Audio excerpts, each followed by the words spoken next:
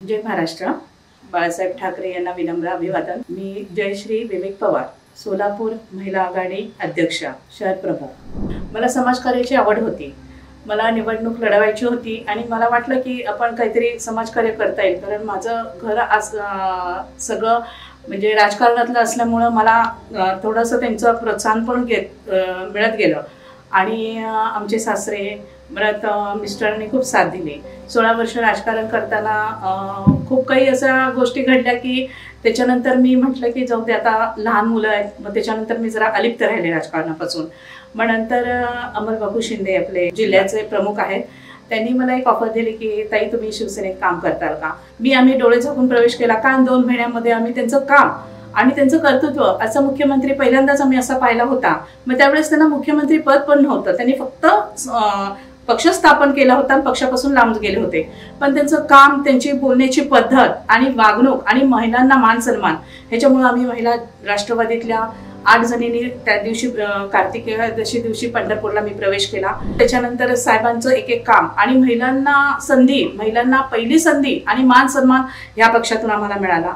त्याच्यामुळे आम्ही खूप सुखी आणि समाधानी होतो की प्रवेश करून आपल्याला काहीतरी एक प्लॅटफॉर्म छान मिळाला आहे आणि त्याच्यामुळे आम्ही त्यांच्याबरोबर म्हटलं कायमस्वरूपी आपण त्यांच्याबरोबर राहायचं। आपला पक्ष असो नसो, परंतु त्यांना काही देवाच्या कृपेने त्यांच्या कामाची पद्धत बघून त्यांचं पक्षाचं चिन्ह सुद्धा मिळालं, पक्ष सुद्धा त्यांच्या थ्रू झाला आणि त्याच्यामुळे आता आम्ही खूप समाधानी आहोत, आम्ही खूप नशीबवान आहोत आणि अख्खं महाराष्ट्रच नशीबवान आहे की असे मुख्यमंत्री मिळायला पाहिजे आणि मिळालेत आम्हाला। आम्ही उद्धव ठाकरे यांच्याबद्दल मी काय अपशब्द बोलू शकत नाही, कारण कधी आम्ही त्यांच्यापर्यंत कॉन्टॅक्ट गेलंच नाही। त्यांनी आम्हाला महिलांसाठी कुठलेही स्कीम राबवल्या नाहीयेत आणि आता जे मुख्यमंत्री झालेत की त्यांनी धडाडीचे निर्णय आणि हा मुख्यमंत्री यायचे इथे उद्धव ठाकरे कधी कुठलेही निर्णय अशी तडफड घेतली नाही। कोरोनाच्या काळामध्ये ते त्यांच्या घरात जाऊन बसले, इतकी उपासमार झाली लोकांची की काहीतरी अपेक्षा होती मुख्यमंत्र्यांकडून की काहीतरी यांनी आपल्याला हातभार लावायला पाहिजे, पण सगळे हे लोक काही श्रीमंत नसतात आणि घर बसल्या 2 वर्ष लोक घरात होतात, कसं त्यांचे घर चालत होतं त्यांनी बघितलं नाही। त्यांनी त्यांचा स्वतःचा स्वार्थ बघितला आणि आपले एकनाथजी शिंदे साहेब यांनी काय केलं, प्रत्येकाचं म्हणजे जरीही ते पदावर नसले तरीही ते स्वतः जाऊन तिथं चौकशा वगैरे करत होते आणि आता 1 वर्ष सुद्धा नाही झालं त्यांना, तर महिलांसाठी त्यांनी हाफ तिकीट करून दिलं।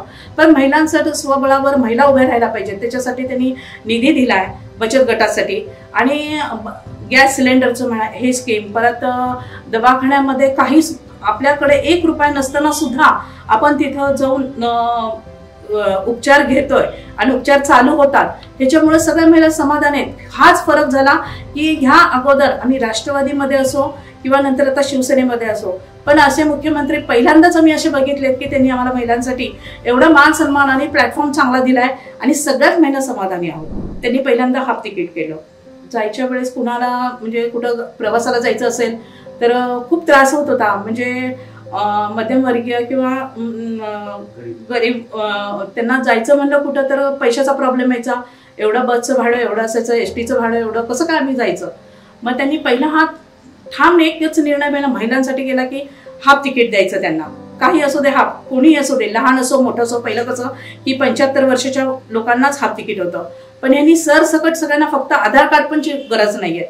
त्याच्यामुळे ज्यावेळेस त्यांनी आम्हाला मान सन्मान दिला आणि हे जे केलं हाफ तिकीट केलं, तर आम्ही पहिल्यांदा इतका जल्लोष केला एसटी स्टँडवरती पेढे वाटून आणि त्यावेळेस इतक्या महिला होत्या आणि आमच्याबरोबर 50 महिला स्वतः जाऊन स्वतः एसटीचा प्रवास केला। आम्ही कधी न करणाऱ्या महिला पण त्या एसटीने प्रवास केला आणि आता सुद्धा बघताय तर महिलांची इतकी गर्दी असते स्टँडवरती।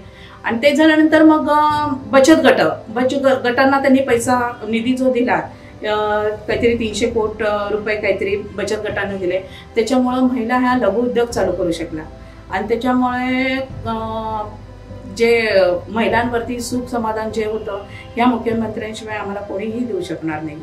जय हिंद, जय महाराष्ट्र।